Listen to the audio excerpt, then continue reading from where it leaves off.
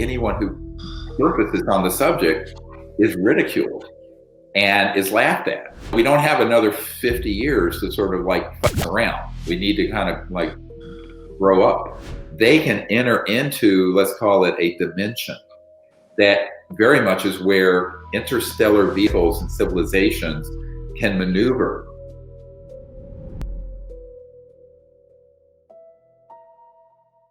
What are the actual chances of something like Space Force being the purpose of Space Force being reallocated to something more positive than something destructive and negative?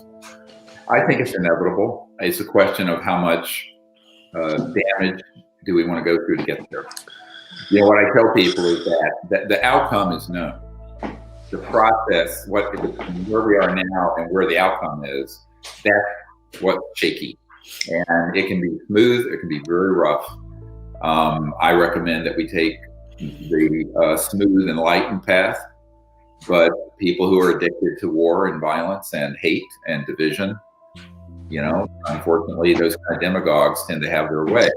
And one of the problems with it is that our culture, I mean, even by the time I stepped on the scene, except for a few movies like Spielberg, Close Encounters of the Third Kind, and E.T., most of the pop culture on this subject, almost all of the UFO subject and conferences and organizations are squarely on the side of the evil, dangerous alien threat. You know, okay, so I know that I'm very much a minority voice, and that brainwashing, the counterintelligence programs that were launched in the 50s. I have a CIA document that talks about, signed by the CIA director. After I briefed the Bill Clinton CIA director, I got a huge box of hundreds of pages, maybe 1,000 pages of CIA documents about this subject. And one of them was a 1950, I think it was 54 document from a CIA, and it was signed by the director, Smith. And he said basically the psychological warfare value of this subject is very great and that they need to exploit it. So that whole psychological warfare brainwashing project got launched in the 50s, before I was born. So I think that, you know, we're living, 60, 70 years into an era of pop culture, movies, TV shows, everything out there on the internet, most people receiving information that scares the hell out of them with this subject. And guess what? Members of Congress are just as gullible as the general public. Now, I've met with a lot of members of Congress. I say that a significant number of people in Congress are interested in this subject, but they're very afraid to stick their neck out on it, mainly because they don't want to be ridiculed. Okay, so this is, I had an Air Force major say, everyone makes these grand conspiracy theories, which of course are always wrong. He says the main way that we've been able to keep this secret is to just be sure that anyone who surfaces on the subject is ridiculed and is laughed at. And humans are mostly still in grade school where they're terrified of being bullied and ridiculed and laughed at, which is why people who know the truth about this and know everything shared in this call in the last hour or so is true will never say anything publicly about it. And I'm talking academics, Nobel Prize winners, members of Congress, people who have been in very high positions at the UN that I've met with. They go, yes, but it'll be the end of my reputation and career if I talk about this. So, and it isn't because they think somebody's going to come and kill them. They just think that the New York Times and the mainstream media are going to call them Governor Moonbeam or whatever. Yeah. Seriously. So, what you refer to the tinfoil hat thing. So I think that the fear of ridicule has been embedded psychologically. Yeah. And that's why so few people will step forward. And, and why I was advised not to in my medical career. Yeah. We just got to get people past the fear of, being kicked out of the tribe and their negativity bias and all those things that are ingrained, It's a difficult thing. It really is. Yeah, it's all conditioning. Yeah, and I think this is why when people say, "How has this gone on so long?" I said, "Well, it's because of what we discussed, but also there's a paucity of courage. And this is why I get back to this gentleman coming forward with this account from Guam and the Marianas Trench where this ET craft was retrieved. He said that, it's an act of enormous courage, but you find that this is also true when you're dealing with people who are, to be honest with you, in high places, whether it's military, government, corporate, media, because they don't want to suffer the sort of ridicule of their peers. Mm-hmm. And I think that this is where courage becomes so important, and the people who are willing to come forward and speak the truth, I applaud them. That was one of the first things I told Demi when I met her a few months ago. I said, it's really wonderful for you. I mean, she has almost 100 million people who follow her on Instagram, and to come out on a subject like this, because it's very difficult, and I'm sure a lot of people around her would wish her not to. But ultimately, I think it's going to take a lot of people to find their voices, to courageously, and I'm old enough to remember, I had a African American girlfriend in high school in North Carolina. And I would run over. I think there were a bunch of guys who were racist, tried to kill me, run me over with a car because I had a black girlfriend. And so I've seen the whole racial thing from the 60s, 70s to now. I've seen the whole LGBT, gay rights, women's rights, all this. But this issue of the fact we're not alone in the universe has got to be normalized. It used to be if you were gay or something, you couldn't talk about that either. I mean, you were like put away and arrested. Mm-hmm. If you had an interracial relationship, you could be imprisoned in the South for an interracial relationship and marriage. So, society has to evolve. The problem is the technologies and the weapon systems that have been developed that are now, what I was referring to about a half hour ago, being deployed, and that we have key people in our government who have been brainwashed by this national security threat narrative that's a complete hoax, by the way. That is really dangerous. So we're kind of, we don't have another 50 years to sort of like futz around. We need to kind of like grow up and figure out what we're going to do when we grow up as a civilization, and, as a global planetary society.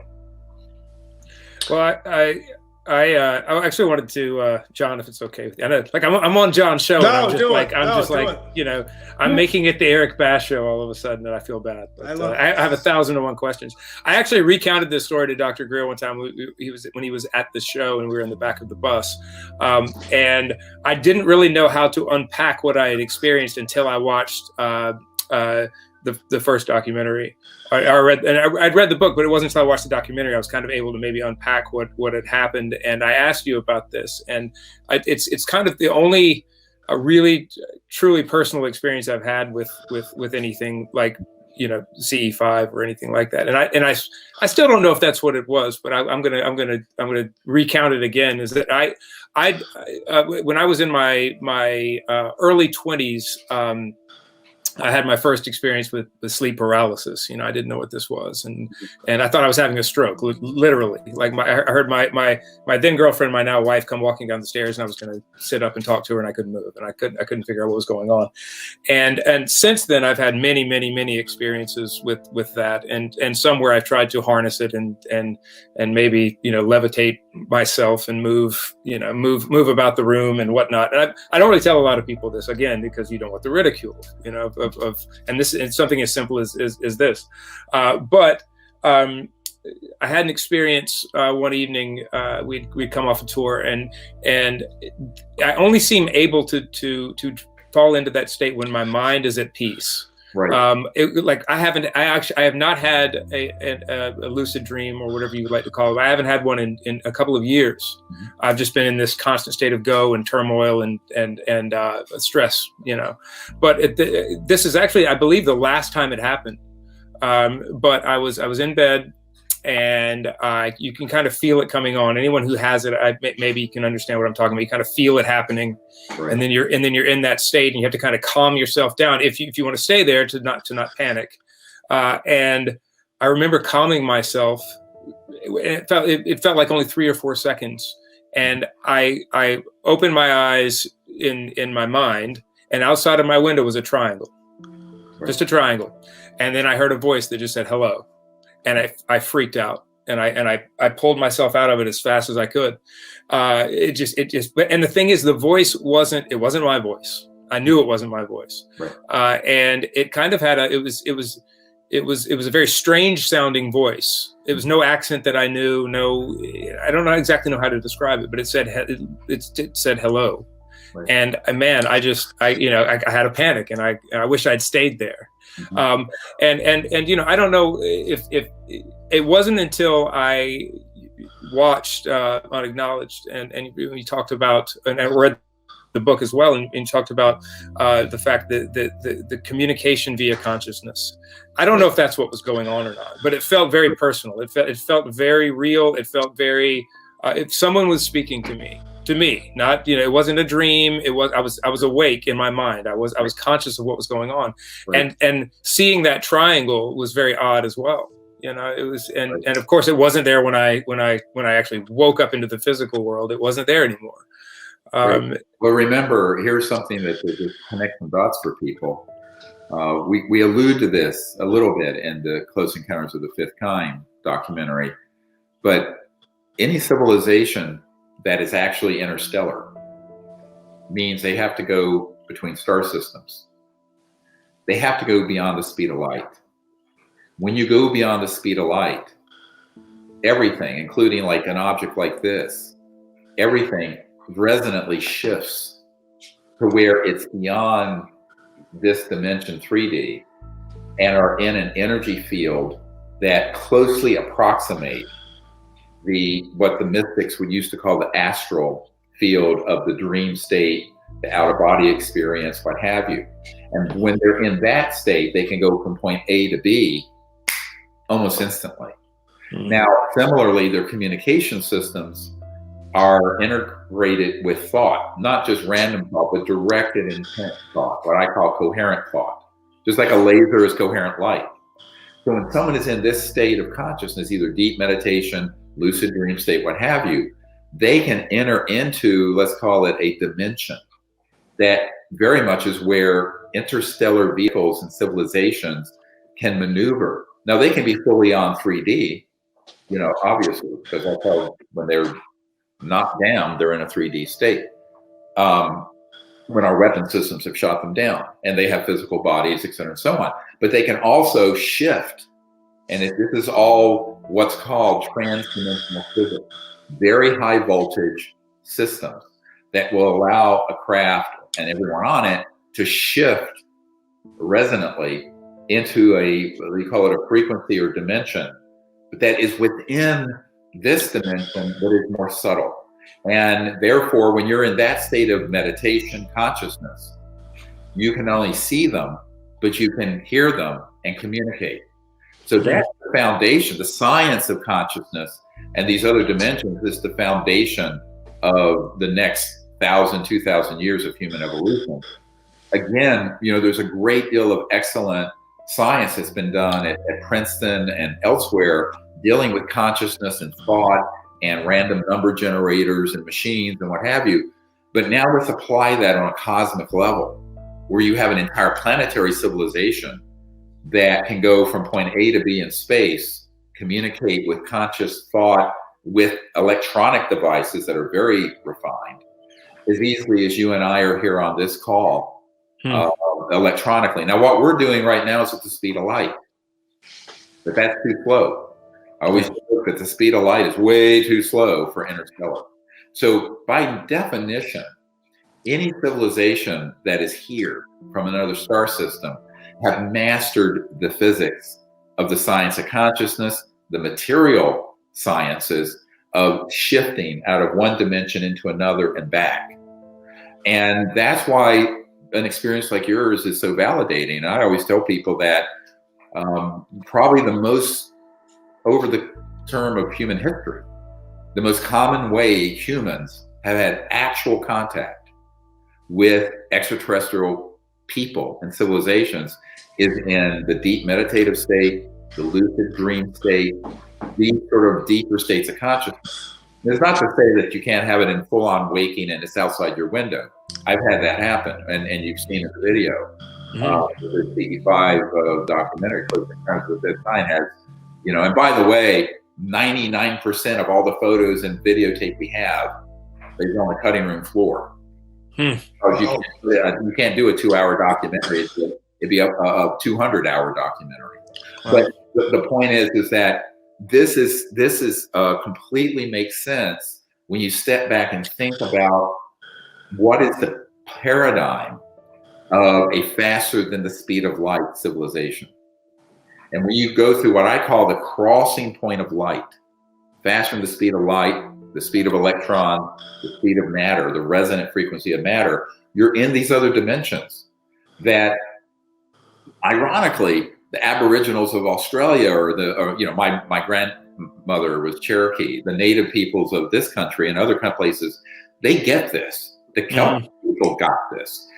It's only kind of the recent modern scientific materialistic age where this sort of understanding has gotten to be considered nonsense. Now, I think in the future, what we're going to see is that these deeper sciences of consciousness and other dimensions and thought and what have you are going to get more and more validated by mainstream physics and science. And that will open up more and more our society to this as something that's not, a Ouija board or something hokey, but something for real, And but the experience you had is something that, thousands and thousands of years of humans have experienced. My last question actually ties into this: is people that have an experience like Eric or whoever, is there a place where they could go to share these experiences, or does this include just, hey, reach out to Dr. Stephen Greer or CE5 app, or how do these people connect with other people so they can talk about it? Well, actually it is. The beautiful thing about this new app, which the old one didn't have the feature, is that the CE5 Contact app now has the ability for you to get on and see who is in your area doing this, or if you're traveling. And then you can get, connect with them and form teams and talk. And we're also setting up a membership system so that people can share these experiences. I mean, again, we're doing this on a shoestring. And by the way, the app was all done by someone donated enough money for a team in India to do it. And a team of volunteers supervise it at night after their day job. So, this is all stuff we're trying to develop, but that does exist. And it actually helps people have a place to actually share these experiences, but also grow their experience, like get together, because that old expression, God loves those who work together. That when you go out, lay under a starry night by yourself, you might get a little freaked out, But if you have a group of people and you have a bond with, and you've developed a relationship with, then when you go out and one of these objects appears, or an ET being appears in your circle or next to your circle, like you see in these photographs in the documentary, then you're not going to just completely freak out about it, because you're going to be there with people you know and trust. You feel a little more secure, because people are afraid of the unknown. We're conditioned as humans, the fight or flight response. If it's something strange, we kind of dash. That's normal. And one of the things that I tell people that really helps you stay in the moment and let the contact experience go on and on and on is to go into deep meditative states regularly. Because when you're in that deep meditative state and higher consciousness, in the Bhagavad Gita, I think Krishna said to Arjuna on the battlefield, he said, a little of this, with a capital T, meaning this state of unbounded consciousness, eliminates all fear. So if you're in that deep state of consciousness, where you realize that you and I are actually one great being resonating from this field of cosmic mind, you're not afraid of anything. And so that state of consciousness is almost what they call the Shambhala warrior, the spirit warrior, not violent physically, but where you're in a state where there's no fear, because you can then proceed into any kind of experience without being afraid. So I tell people that the best way to get into that experience and stay in it, even if it's 3D and you're out under the stars with people, is to be able to center in that deep, quiet state of consciousness. And that enables you to be sort of anchored and stable.